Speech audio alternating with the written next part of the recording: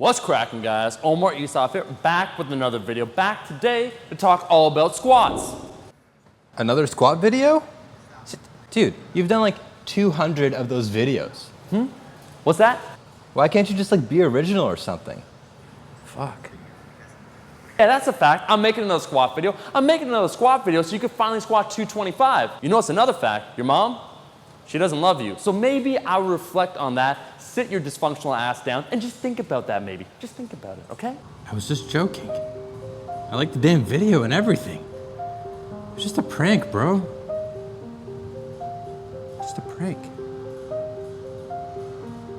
Just a prank. Okay, like I was saying, squats. I want to talk today not only about ankle mobility, but actually something I haven't talked about before on the channel. I want to talk about your feet. Now, some people might have a foot fetish, but that's not what we're talking about here today. I want to talk about foot position as it relates to the squat, because if your ankles collapse, if your feet aren't in a strong position when you're squatting, what's going to end up happening? You're going to have a suboptimal squat. You're going to be bleeding power. And so we can notice this when someone squats. I've actually been guilty of this relatively recently. That's why I think partially to blame for some of my groin issues I've been having. What ends up happening, my ankles, my feet collapse. I'm pushing on the heels and the inside of the foot instead of the whole foot, taking a three-pronged approach. And then what happens, my knees started caving in slightly. The glutes kind of shut off. The hips rise too early. Instead, we want to open it up a little bit. So there's a mobility drill I'm going to show you, but also a technique cue. And I think for a lot of people, if you don't warm up squatting either barefoot or you don't have any mobility drills where you do squat barefoot, you might be masking this issue, especially if you wear, once again, a weightlifting shoe. I love weightlifting shoes. I think they can be very useful, but because they have that strong, stable surface and because your foot is slightly elevated, it becomes a little harder to sense where you're applying pressure. So I think you should squat, film yourself, or maybe just look in the mirror and see what a bodyweight squat looks like. What happens with your ankles, what happens with your knees, where are your feet? And for a lot of people, you could take a look at your footwear. If you notice any shoes that you wear for a long period of time, instead of the soles kind of be banged up all underneath evenly, if instead your shoes kind of look like this where they're turned inwards, that probably means that your ankles are collapsing. In general, we want to try and avoid that. We want a strong squat. We want to use our glutes. We want to use all the muscles that we have. Try first a body weight squat and see if you squat normally, if you have a tendency for the knees to shoot in, but also for your foot to kind of go from being like this to like this when you squat. And I'm not talking that your heel's going to rise up, but what you'll tend to notice, the ankles will collapse a little bit. They'll turn inwards. Again, I've been guilty of this. You could do this body weight. You could do this with a goblet squat. You can do it with the bar on your back, but just try it barefoot so you can really record yourself and see. From there, I'm going to assume, because most individuals do have this issue or some form of this issue, what we want to tend to do instead, we want to apply pressure on the entire foot.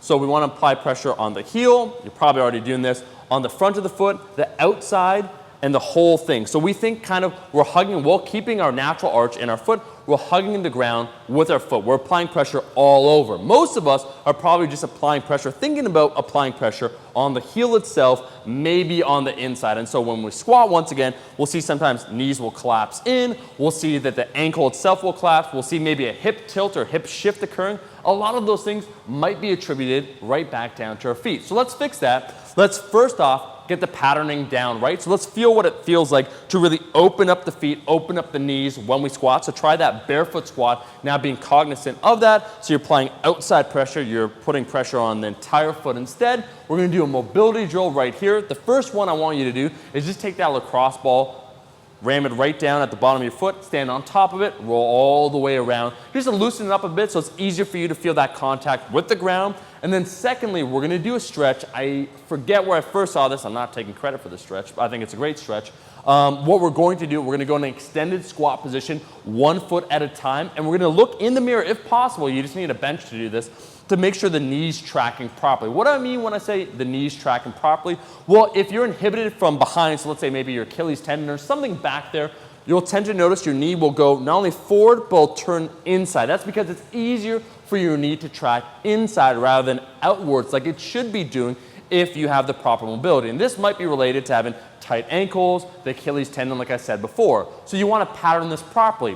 What you'll do, you'll get in that position that I'm demonstrating right now in the video, and you'll push the knee forward, making sure it's tracking outside and open, as it should be when you're squatting. Just think this is a squat, but it's unilateral, so you're allowing the knee to go further past the toe than normal. From there, you're gonna hold this 10 to 30 seconds. You can make this dynamic where you're shifting it slightly as you're feeling that stretch, and do a few sets per side. Now, when you go back to a squat, you should feel that your knees can track more easily as they're open and your feet are open.